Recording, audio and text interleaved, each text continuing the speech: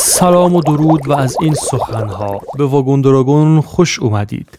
میخوایم با هم دیگه بریم ببینیم که از سر تا نوک پا بزرگترین اجزای بدن برای چه افرادی هست. بله، همه چیشم براتون گذاشتم. مثلا بزرگترین بوبز دنیا برای کیه؟ پس با هم دیگه بریم و با اینها آشنا بشویم.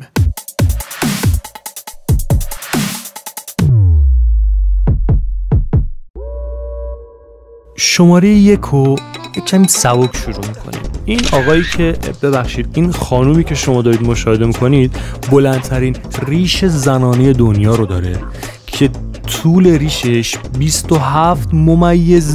سانتی متره. آقا بگو روندش کن 28 سانتی متر. ریشش 27 سانتی متره و تو کتاب گینس هم ثبت شده. دلیلش هم این بوده که این دوست عزیزمون از سن 7 سالگی پدر گرامیش گفته که نسبتا گرامیش گفته که باید این ریشو با تیغ بزنی بره.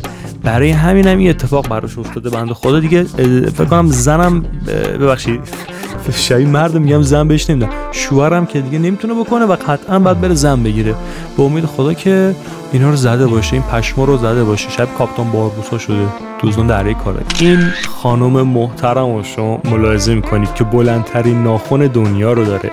این دوست عزیزمون از سال 1979 تا 2009 که اونم تو تصادف ناخنش رو از دست داده، میشه 30 سال ناخنش رو نچید. آهنگ است میگه حسین نگو بلا بگو، تنبل تنبلا بگو، موی بلند ناخن بلند باخو از روی این الهام گرفتن و سرودنش برای ما. بله، یه عکس دیگه هم شما الان مشاهده میکنید که میتونید ببینید. این احتمالاً وقتی هم میخواد بره سرویس بهداشتی یه کمکی داره، مثلا میگه فلانی بلند شو، مثلا من دستشویی دارم بیا با هم دیگه بریم شما بهش وارد جزئیاتش نمیشیم. بله، این خانم محترمی که شما لازم کنید خانم آلمانی است و به خاطر طول زبان 7 سانتی متریش توی کتاب گینس اسمش ثبت شده و خب زبونش اگه توجه کنید تا زیر چونش اومده و خب دیگه خودتون میتونید تصویر گویای همه چیز هست. بله، این خانم چغر بدن رو که میبینید دارای بزرگترین باسن دنیاست. ماشاءالله وزنش 190.5 کیلوگرمه. 4 تا بچه داره و خب یه 10 سالی هم از ازدواج کرده. گفته شوهرم بزرگترین حامی من هستش و همچنین گفته آقا من از اندامم بسیار راضیم و هیچ گونه نظر ندارم برای اینکه بخوام وزن کم کنم و البته بیشترم نمیخوام بکنم، ولی خب اصلا وزنم کمم نمیخوام بشه و خیلی هم راضیم و در سلامت کامل هم به سر میبرم. این صندلی هم که شما ملاحظه میکنید بنده خدا زبون نداره که حرف بزنه، وگرنه داره براش میشماره. همچنین گفته شده است که عرض این خانم بیشتر از طولش میباشد. اینو من نمیگم، خودشون گفتن عرضش بیشتر از طولشه. درود بر شرفت و فعلا خداحافظ. این خانم بسیار بسیار محترمی رو که شما ملاحظه میفرمایید یکی از دارندگان بزرگترین بوبزای دنیا هستش.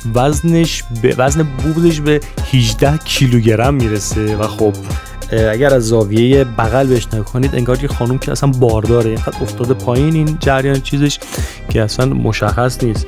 و خب البته خیلی خانوم محترمیه، ولی خب کمی هم بیادبه چون تو فیلم های خاک بر سری و اینا بازی میکنه و خب درود بر شرفش بالاخره دیدار کار میکنه. بله، یک مورد دیگه هم داریم که بزرگترین بوبزهای دنیا رو داره. ایشون هستن که مشاهده میفرمایید یک مادر بسیار مهربان هم هستن. بله، وزن بوبزاشون هم 51 کیلوگرم است. ماشاءالله ماشاءالله 51 کیلوگرم. کمردرد در کمین این دوست عزیزمون قطعاً وجود داره. بله، آقای هیوا هستن ایشون که دارای بزرگترین دست دنیا هستن. یکی از انگشتاش 30 سانتی متره، اون یکی 25 سانتی متره، یکی دیگهش 15 سانتی متره و خب تو بچگی تا یه مدتی مثل این که اوکی بوده، ولی خب یه دفعه به خاطر یه بیماری انگشتاش به شکل بسیار بزرگی رشد میکنه و در اون موقع متوجه میشه که نمیتونه شوخی دستی زیادی با دوستاش بکنه. برای همین خیلی ناراحت میشه، میره مراجعه میکنه به بیمارستان، بهشون میگه که آقا به من کمک کنید، من نمیتونم شوخی دستی زیادی انجام بدم و حالا یه کاری برای ما انجام بدید. وقتی رشد دستش دیگه متوقف میشه، فکر کنم تو 24 سالگی متوقف میشه، میان یه عمل روش انجام میدن، 5 کیلوگرمش رو براش در میارن، استخون و گوشت. الان هم یه عمل دیگه روش میخوان انجام بدن و انشالله که دستش به حالت نرمال برگرده. برای آقای هیوا دعا کنید دوستان، خیلی اوضاع دستش خرابه. بله. آقای بایجیپا یک فروشنده هندی هستن و به دلیل اینکه موقعی که حوصله‌شون سر میره بتونن یه کاری انجام بدن، گفته که بیا موهای گوشمو بلند بذارم و اینجوری باشون بازی کنم. طول موهای گوش این دوست عزیزمون 13 سانتی متر بوده، تو کتاب گینس ثبتش کرده، اما در حال حاضر طول موهای گوشش 25 سانتی متره و قطعا تا آخر عمرش حوصله‌اش سر نمیره هر جا بره. بزرگترین بینی دنیا برای این آقای محترم ترکیه‌ای بوده که طولش 8 تا 8 سانتی متر بوده، اما یه آقای پاکستانی با طول بینی 12.20 سانتی متر رکورد این دوست عزیزمون رو شکسته و خب طول بزرگترین دماغ رو تو گینس ثبت کرده. تنفس راحت رو شما میتونید قشنگ تمام اکسیژنای اون اطراف و این دوست عزیزمون و اون کلا مصرف میکردن و تنگی نفس ایجاد میشده در اطرافیانشون. این مرد جوان رو که مشاهده میکنید دارای 25 انگشت هستش، 13 انگشت پا و 12 انگشت دست. بله مشاهده میکنید که حالا نمیدونیم چرا چه ژنتیکی تو این تغییر کرده که این اتفاق براش افتاده، اما به امید خدا که مشکلی نداشته باشه و بتونه به راحتی به در زندگی خودش ادامه بدهد. بله. بلندترین موی ابروی دنیا هم میرسه به ایشون 9 سانت و 9.6 سانتی متر. بله. یا ابوالفضل، این مرد پاکستانی بزرگترین سر دنیا را دارد و فکر کن که با این سر به تو یک هد بزند و همان لحظه پخش زمین میشوی. درود درود. این دوست عزیزمون قطعا از یک بیماری رنج میبره و سرش به این حدی که شما میتونید ملاحظه کنید بزرگ شده و خب توی این عکس هم که مشاهده میکنید در حال تفکر هستش. درود بر شرفش. خیلی هم خوب میگن میتونه فکر کنه به خاطر این حجم سری که داره. آقای فرانسیسکو رو مشاهده بکنید که دهانش اینقدر گشاد هست که یک کوکاکولای قوطی را درونش جای داده است. بله مشاهده میکنید که این بزرگترین و گشادترین دهان را دارد. 17 سانتی متر باز میشه این دهان، اندازه مار بوا. همطور که مشاهده میکنید این دوست عزیزمون دارای بزرگترین لاله گوش هستش، 14 سانتی متر لاله گوشش هست و خب یک سری نقشای عجیبی هم شما میبینید روی سر و کله‌اش کشیده که حالا ما کاری به اینا نداریم. درود بر شرفش. به امید خدا که مشکلی در شنوایی براش ایجاد نکنه. بله.